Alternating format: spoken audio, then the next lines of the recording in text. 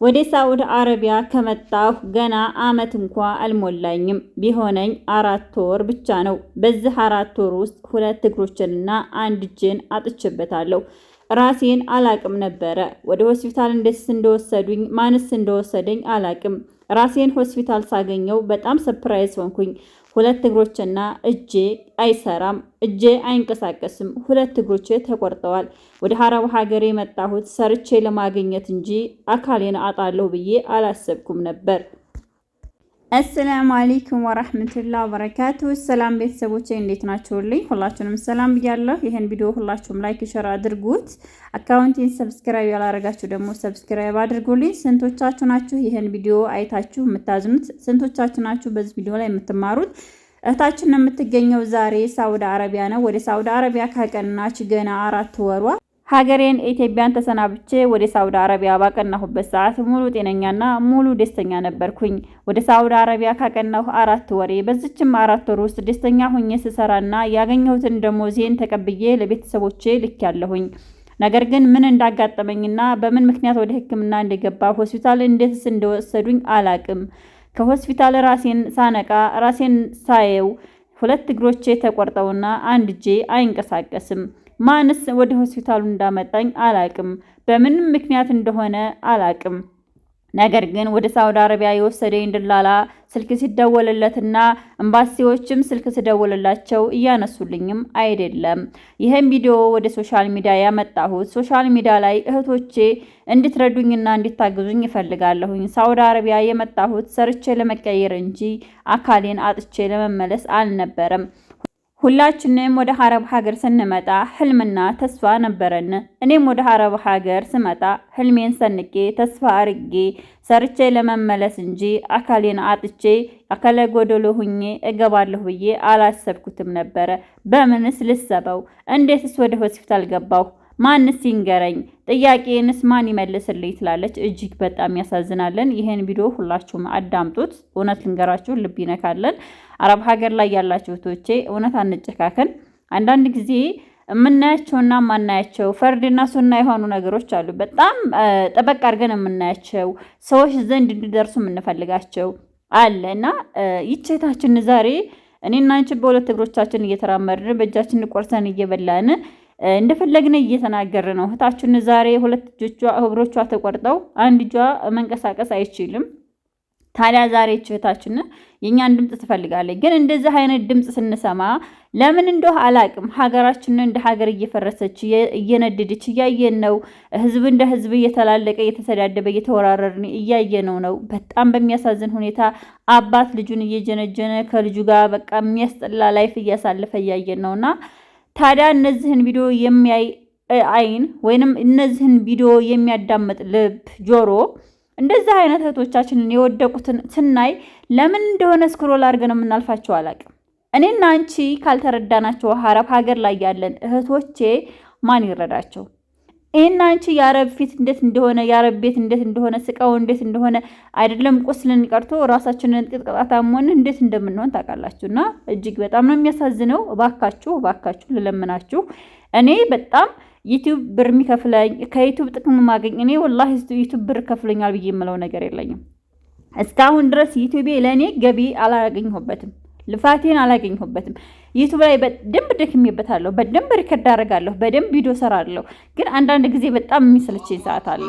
ግን ይከፍለኛል ብዬ ሳይሆን እህቶችን ሳያቸው እውነት ያመኛል። ልንገራችሁ እንኳን አይደለም አረብ ሀገር ሁኜ እኔ ኢትዮጵያ እንኳን መጥቼ በኢትዮጵያ ዳታ ሞልቼ ወላሂ ቪዲዮ የምሰራው እኔ ክፍያ ተከፍሎኝ አይደለም። ግን ለምንድን ነው እናንተ አረብ ሀገር ነው ያላችሁት፣ አረብ ቤት ነው ያላችሁት፣ የመዳም ዋይፋይ እየተጠቀማችሁ እንደ አይነት እህታችንን ስታዋት እያያችሁ የምታልፉ ሰዎች ምን አይነት ልብ ነው ያላችሁ? ልባችሁ ምንድነው ጥንክር ያረገው?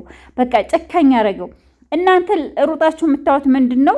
አንዳንድ ቪዲዮ የሆነ ሰዎችን የሚሳደብ የሆነ በቃ የሚያዋርድ የሆነ ልጆችን የማያስተምር ለሰው እይታ የማይገባ ነገር ላይ በጣም ትገኛላችሁ። እውነት እህቶች በጣም በብዛት የመዳም ቅመሞች ትገኛላችሁ።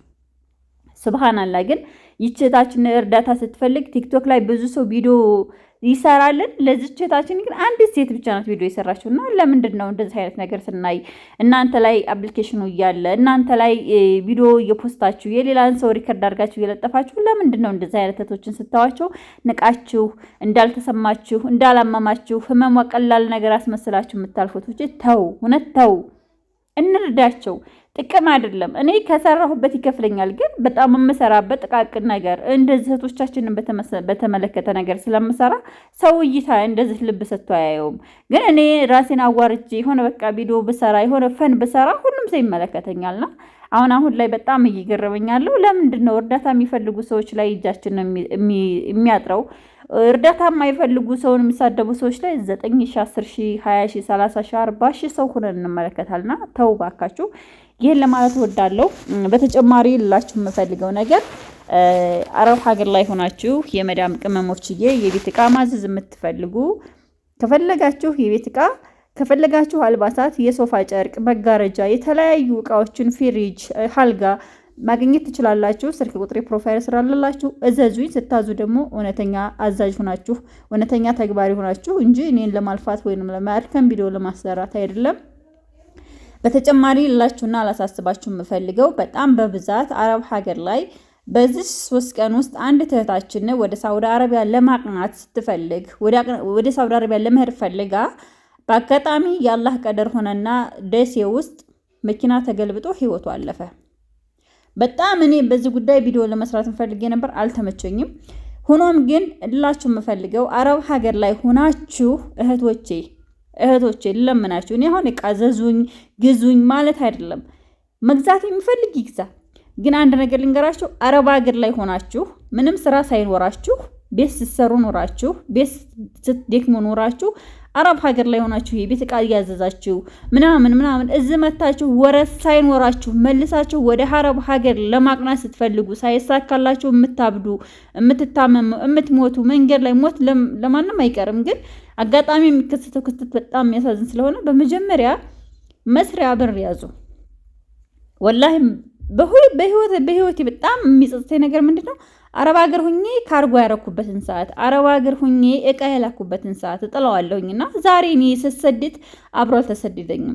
ዛሬ እኔ አገር ገብቼ መኖር ስፈልግ አብሮኝ አልኖርም። ምክንያቱም አገራችን ላይ እንገራችሁ እቃ ይዛችሁ መጓጓዝ ምናምን አትችሉም እና በጣም ጥንቃቄ እንድታደርጉ በዚህ ጉዳይ ቪዲዮ ሰራለሁ ብዬ አስባለሁ። ኢንሻአላህ ሁላችሁም እንድታዳምጡ ትፈልጋለሁ።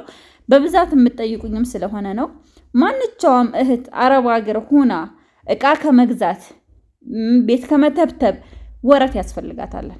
እውነት አረብ ሀገር ላይ ያለች እህቴ የሆነ በቃ ጥቃቅን ነገር ስናያን ነገር ካላረግን ካለፋን የምትሉ እንደዚህ ድንገት ህመም ቢመጣ ድንገት መውደቅ ቢመጣ እናንተ አገር ገብታችሁ የሆነ ስራ ሰርታችሁ መኖር ትችላላችሁ። ጤናችሁ መታከም ትችላላችሁ። አጉል ቦታ ላይ ግን ገንዘባችሁን ልብስ ላይ ይሄ ቃቃ ላይ ያልሆነ ቦታ ላይ የምታስቀምጡ እህቶች ስትመጡ ራሱ የምታነሱት ነገር በጣም ነው ግራ የሚገባችሁና በጣም ብዙ እህቶች በጣም ትጠይቁኛላችሁ።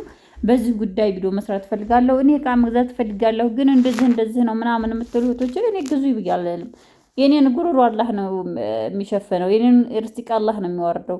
ማን ይግዛኝ፣ እንዴት ይሸጥ፣ እንዴት አይሸጥ፣ እንዴት ስራ ላገኝ፣ በምን ምክንያት ይምጣ አላህ ነው ሁሉን ነገር የሚያውቀው። ግን ስላየሁትና እየተፈተንኩበት በጣም ብዙ ነገሮችን እያለ ያሳለፍኩበት ስለሆነ ጥንቃቄ እንድታደርጉ ስለምፈልግ ነው። በዚህ ጉዳይ ሰፋ አድርጌ ቪዲዮ ሰራላችኋለሁ። እስከዛው ድረስ ግን ሰላም አለይኩም ወራህመቱላሂ ወበረካቱ።